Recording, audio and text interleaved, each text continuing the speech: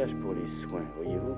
La technique médicale, c'est maintenant beaucoup compliqué et impose des traitements qui sont des traitements très lourds, très complexes et qui réellement représentent des spectacles fort désagréables pour ceux qui n'ont pas à les subir.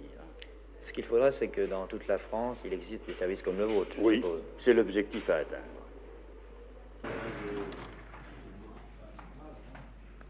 Depuis plusieurs années, parallèlement à la construction de nouveaux locaux, un effort de transformation des salles communes a été entrepris.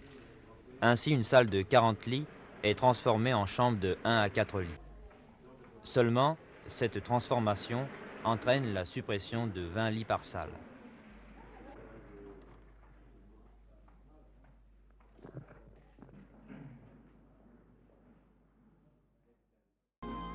Il faut donc construire. C'est ce que l'on fait un peu partout en France, dans la région parisienne par exemple, à Créteil, où en 1969, 1350 lits seront disponibles dans ce CHU, Centre hospitalier universitaire, création de la réforme hospitalière de 1958. Ce CHU sera à la fois un hôpital, une faculté de médecine et un centre de recherche. Toujours dans la région parisienne, à Boulogne-sur-Seine, l'hôpital Ambroise Paré sera terminé en 1968. Il comprendra 700 lits.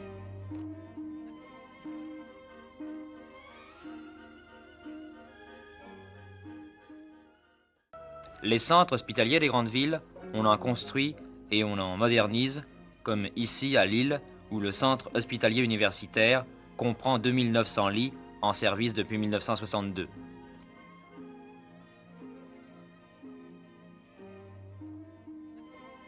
À Bordeaux, ce centre hospitalier universitaire comprendra plus de 2000 lits à la fin du 5e plan en 1970.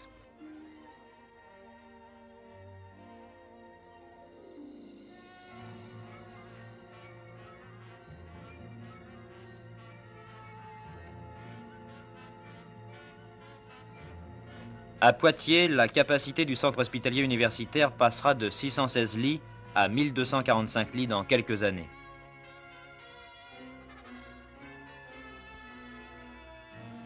Autre réalisation importante, l'hôpital Nord de Marseille, qui comprend 750 lits en service depuis 1964.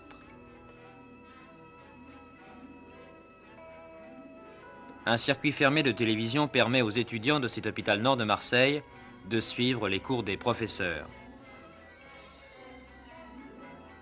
Ainsi, cette modernisation des hôpitaux permet de plus en plus aux médecins d'appliquer l'un des principaux points de la réforme hospitalière, la médecine plein temps.